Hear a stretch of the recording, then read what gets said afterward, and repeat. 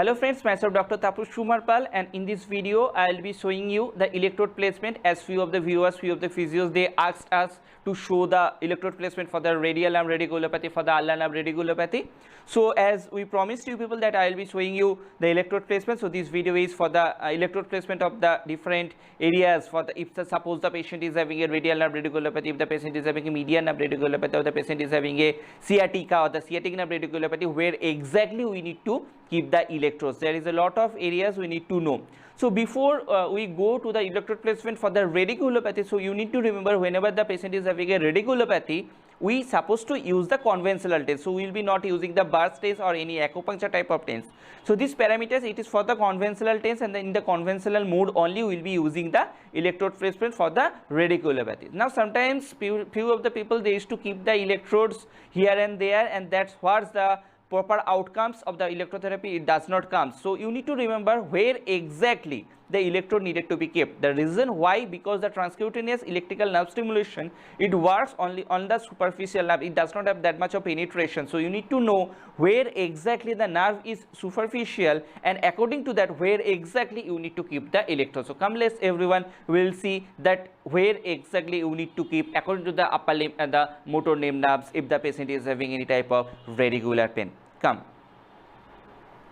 So friends, the first I will teach you the median nerve radiculopathy. Median nerve radiculopathy, it's a common condition whenever a patient is having a disc herniation or any type of canal stenosis that leads the median nerve. Via the median nerve, the radicular pain used to happen because of the compression of the median nerve at the C5, C6 level.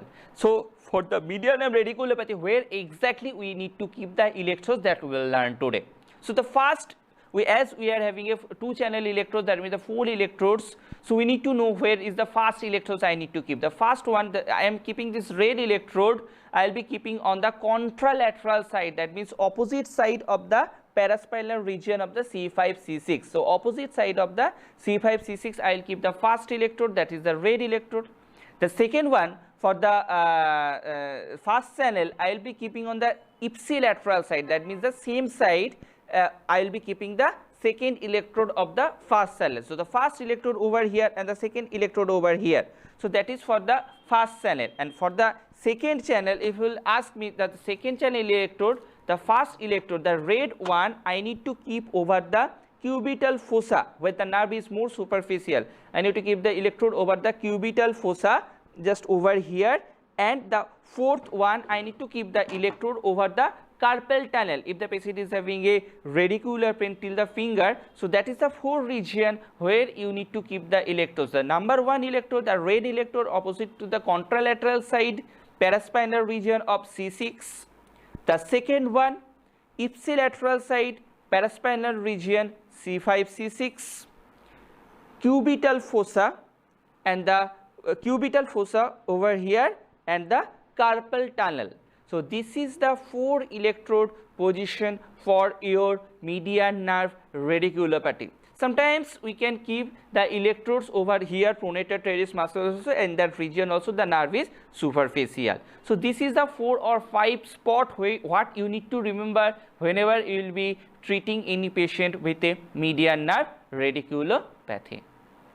The most common, now we will learn the radial nerve radiculopathy. Most of the people, they used to have the radial nerve radiculopathy, and we know the pain whenever the patient is having a radial nerve radiculopathy, the pain used to persist from the posterior aspect of the arm and the posterior aspect of the forearm, and that was the radial nerve distribution, dermatomal and the myotomal pattern of the radial nerves. So now for the radial nerve radiculopathy, you need to keep the first 2 channel electrodes, the red and the black, in the same way, contralateral and the ipsilateral side over the C6 and C7, contralateral and the ipsilateral side C6, C7. So 2 electrode on these both the sides.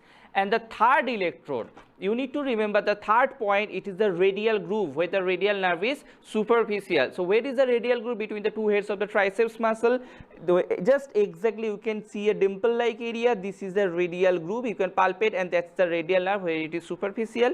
So this is the third electrode where you will keep the for the radial nerve, and the fourth electrode. So third electrode supposed to be red over here, and the fourth electrode you need to keep as the extensor carpi radialis brevis, ECRB muscle, where the radial nerve it is superficial. So the fourth black electrode you need to keep over here. So first I will tell the first red electrode on the contralateral side for the radial nerve, contralateral side of the C6 C7, ipsilateral side black electrode C6 C7, again on the radial groove the red electrode, and extensor carpi radialis brevis the black electrode. Sometimes you can keep over the extensor retinacular also. This is the what is called as the extensor retinaculum. Over here you can keep over the extensor retinaculum also. So that is the 5 region where you can keep the electrodes for the radial nerve.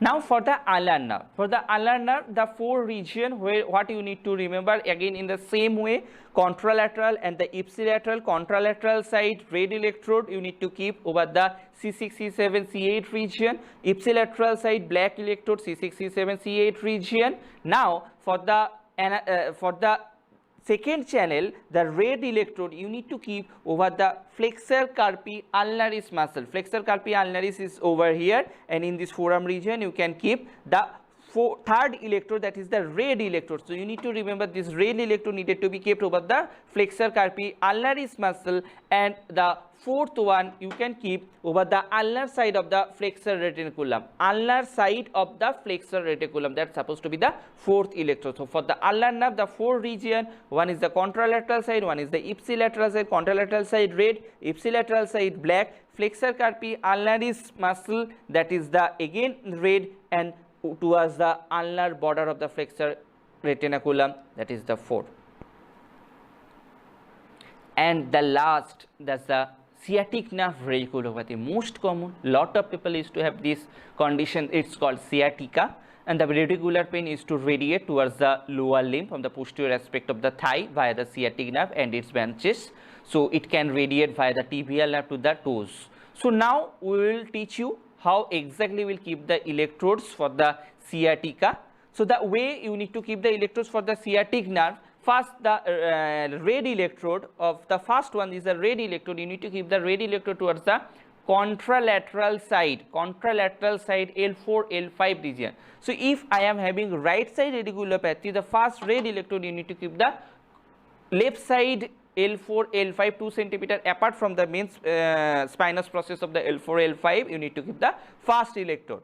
The second electrode, it's always better to keep in the inferior gluteal line, just below the gluteus maximus muscle, inferior gluteal line.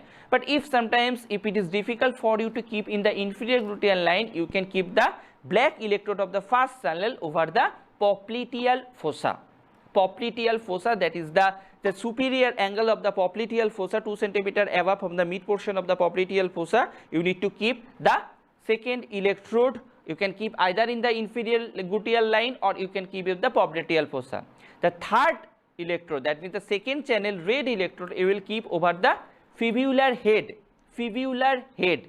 That's the third electrode or the second channel red electrode. You need to keep over the fibular head where the nerve is common peroneal nerve is superficial, and the fourth electrode you need to keep over the tarsal tunnel where again the nerve is superficial. So that's the 4 spot where exactly you need to keep the electrodes for any type of sciatic nerve radicular pain. So these all parameters, it is for the conventional tense, and the patient if it is having any type of radicular pain, then only you need to use this formula of using the electrodes. It is not for any type of muscle spasm, it is not for any type of burst tension. So this is only for the radicular pain and radicular pain related to radiculopathy. So in this video you learned the different ways of keeping the electrodes, starting from the median nerve, starting for the ulnar nerve, starting for the radial nerve, and starting from the sciatic nerve. As this condition in a regular basis we used to treat as a physio, so that it's very important for us to know the electrode presence of these conditions.